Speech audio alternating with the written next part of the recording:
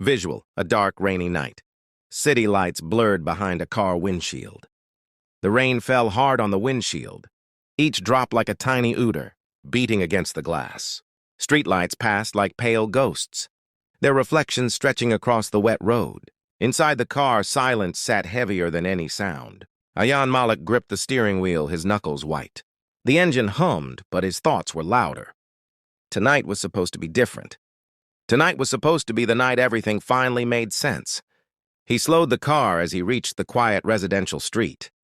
The houses stood in neat rows, lights glowing softly behind curtains. Peaceful, normal, but his heart was not. He parked across the road from a small two-story house. Brick walls, white balcony railing, a single light burning in an upstairs room. Narrator. That house held more than walls and windows. It held the truth Ayan had been chasing for weeks. And sometimes, the truth is more dangerous than any lie. Ayan turned off the engine. The rain continued. His phone vibrated in his hand. Text message. She's inside. Same place. Don't go in yet, watch. The message was from his cousin, Rahil, the only person who knew what Ayan had begun to suspect. Ayan swallowed. Inside that house was Zara Malik, his wife, the woman he had loved since university, the woman he trusted more than his own shadow, and possibly the woman who had destroyed him. Flashback, 2 weeks earlier. Music shifts to soft memory tones. Zara stood in the kitchen, sunlight touching her face as she poured tea into 2 cups. "You'll be late again?" she asked gently. Ayan loosened his tie, tired from a long day at his architecture firm. "Client meeting ran long," he replied. She smiled. That same smile that had once convinced him that love was simple. "I made your favorite," she said. "Ginger." He kissed her forehead. "You always remember." She did. She always did. Their marriage had never been loud. No dramatic fights. No screaming. Just quiet companionship, shared meals, long drives, whispered dreams about a bigger house, maybe a child someday. That's why the doubt felt like poison, because it had no face, no proof, only a feeling. It began with small things. Late nights, sudden trips, a phone always turned face down, and then the lies. Not big lies, tiny ones, the kind that slip between sentences. "I was with Sana," but Sana said she hadn't seen her. Work emergency. But her office had been closed. At first, Ayan blamed himself. "You're tired. You're imagining things. You're becoming insecure." But doubt once planted grows quietly, present outside the house. Ayan stepped out of the car. Cold rain soaked his jacket instantly. He didn't care. He crossed the road slowly, every step heavier than the last. Through the upstairs window, he saw shadows moving. 2 figures, one unmistakably Zara. The other, a man. Not just any man. Ayan's breath caught in his throat. Because that silhouette, that posture, that way of moving, he knew it. Narrator. Betrayal hurts most when it wears a familiar face. Ayan moved closer, hiding beneath the shadow of a tree. The rain masked his presence. Inside, the curtains were slightly open, enough to see. Zara stood near the bed. Her hair was loose. She wore the blue dress Ayan had bought her for their anniversary. Across from her stood Kashif, Ayan's business partner, his best friend since childhood. The man who had stood beside him at his wedding. The man who had sworn, "Your enemies are my enemies. Your family is my family." Kashif stepped closer to Zara, and she did not step back. The moment of truth. Ayan's heart pounded so hard it felt like it would break through his ribs. He raised his phone, hands shaking, and began recording. Inside the room, Kashif reached out. His fingers brushed Zara's hand. She didn't pull away. Instead, she held it, not with hesitation, with certainty. Kashif said something. Ayan couldn't hear the words, but he could read the meaning in Zara's eyes. Love, comfort, intimacy, the kind she used to look at Ayan with. Kashif leaned in. Zara closed her eyes. And then they kissed. Not a quick mistake, not a moment of weakness. A long, deliberate kiss. The world around Ayan seemed to collapse into silence. No rain, no cars, no sound, just that image burned into his mind. His wife, his brother in everything but blood, together, inside Ayan's mind. Narrator. In that moment, Ayan did not feel anger. He did not feel sadness. He felt something far more dangerous. He felt empty. Every memory replayed itself like a cruel joke. Kashif teaching him how to drive. Kashif helping him start the firm. Kashif laughing with Zara at family dinners. Every handshake now felt like a blade. Every smile, a lie. Ayan lowered the phone. His hands were trembling, not from fear, but from something darker. Not yet, Rahil's words echoed in his head. Don't go in yet, watch. So he watched. Inside the room, Kashif said something again. Zara shook her head slightly. Her face changed. Not love now? Worry. She stepped back. Kashif's jaw tightened. He grabbed her arm. Not gently. Zara tried to pull away. Kashif said something harsh. Ayan's breath hitched. The tone had changed. From romance to confrontation. Zara crossed her arms, her expression firm. Kashif raised his voice. She replied sharply. Then? Kashif slapped the wall beside her. Zara flinched. Ayan's nails dug into his palm. The rain masked the sound of his own breathing, heavy and ragged. Inside the room, the argument grew heated. Kashif moved closer again. Zara pushed him.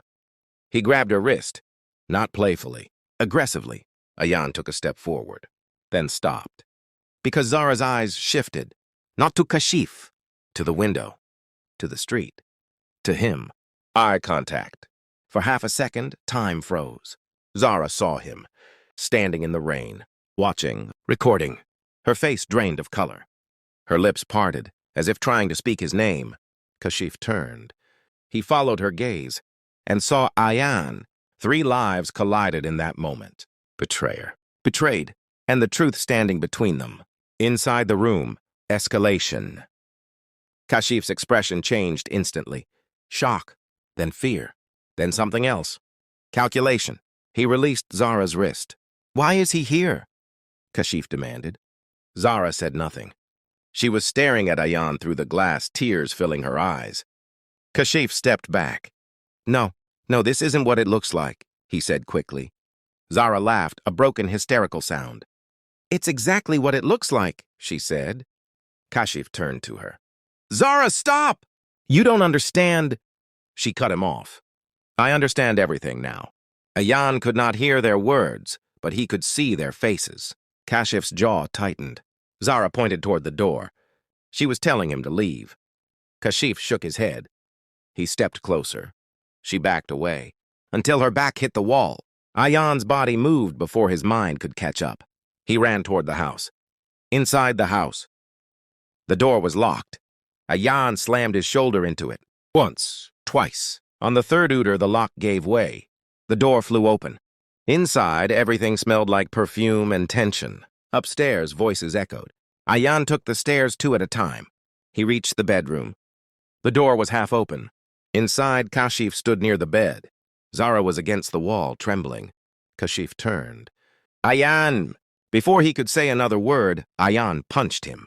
Hard. Kashif stumbled back, crashing into the bed. Zara screamed. Ayan stood between them, chest heaving. You, Ayan said, his voice low and shaking. You did this. Kashif wiped blood from his lip. It's not what you think, he said again. Zara laughed bitterly. Don't lie anymore. Kashif's eyes flicked between them. Then something snapped inside him. You think this was my plan? He shouted. She came to me. She said you were never home, that she was alone, that she needed someone who actually saw her. Ayan turned to Zara. Her eyes were red. Is that true? He asked quietly. She hesitated, just for a second, and that second destroyed everything. Yes, she whispered. The confession. Zara slid down the wall and sat on the floor. Tears streamed down her face. I was lonely, she said. You were always working. Always tired. Always somewhere else. I tried to talk to you. You never listened. Ayan's chest felt like it was being crushed. So you chose him? He asked. She shook her head. I didn't choose him at first. It just happened. One conversation, then another. He understood me. He stayed. Kashif looked away. I never wanted this to end like this, he muttered. Ayan laughed. Not with humor, with pain. You never wanted to get caught, he said. Kashif looked back at him. You don't know everything. Ayan stepped closer. Then tell me, he said. Kashif hesitated. Zara looked up sharply. What do you mean? Kashif swallowed. There's more, he said. Ayan's heart sank. More? Zara asked. Kashif took a deep breath. Zara, I wasn't just seeing you, he said slowly. Ayan's blood ran cold. What? Zara whispered. Kashif's voice trembled. I was using you. Zara stared at him. For what? She asked. Kashif turned to Ayan. For him. The real betrayal. Kashif exhaled heavily. Ayan, the firm, the contracts, the money, he said.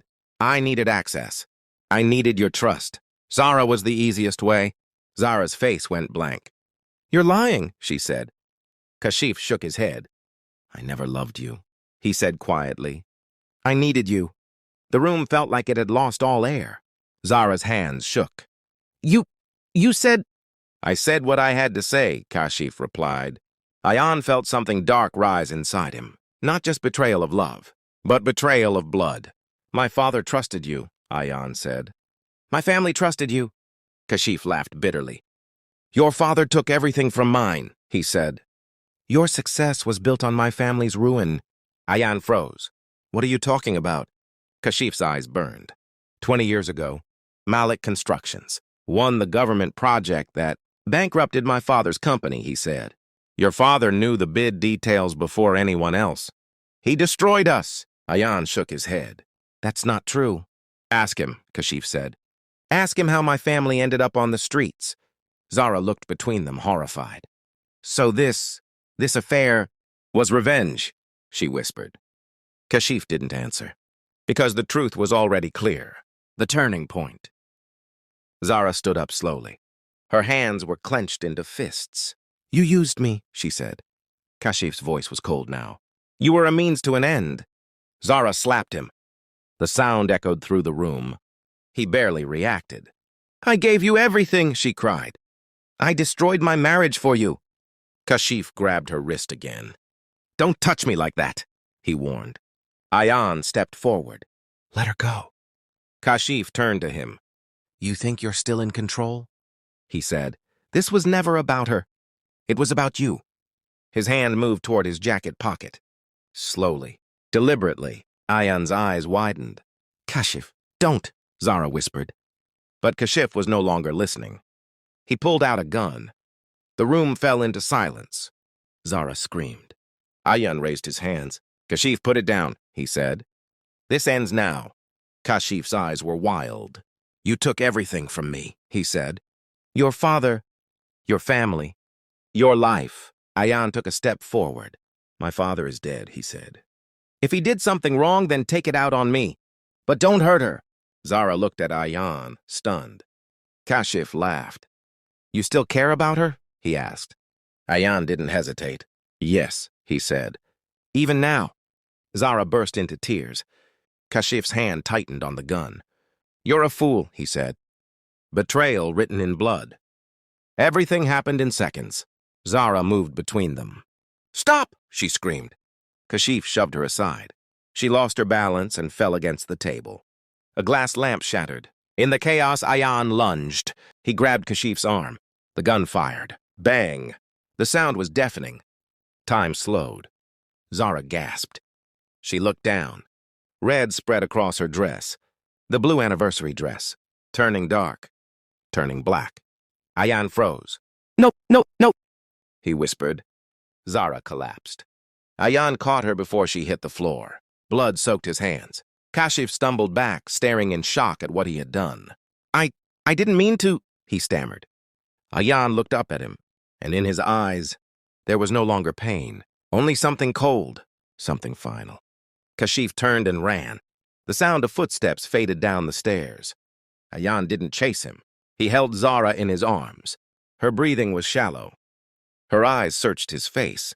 Ayan, she whispered. I'm here, he said, tears streaming down his face. I'm here. Stay with me. I'm sorry, she said. He shook his head. Don't talk. Save your strength. Her hand touched his cheek. I never wanted it to end like this, she said. Neither did I. Her eyes began to lose focus. Ayan, please. Forgive me. His voice broke. I already have. A small, sad smile appeared on her lips. And then she went still, closing. Music fades into a haunting, slow melody. Ayan held her long after the warmth left her body. The rain outside continued to fall, washing the streets, but not the blood, not the betrayal. Narrator. Some betrayals destroy trust, some destroy families, and some are written in blood. Ayan did not scream. He did not move. Because in that room, in that moment, he lost his wife, he lost his brother, and he lost the man he used to be.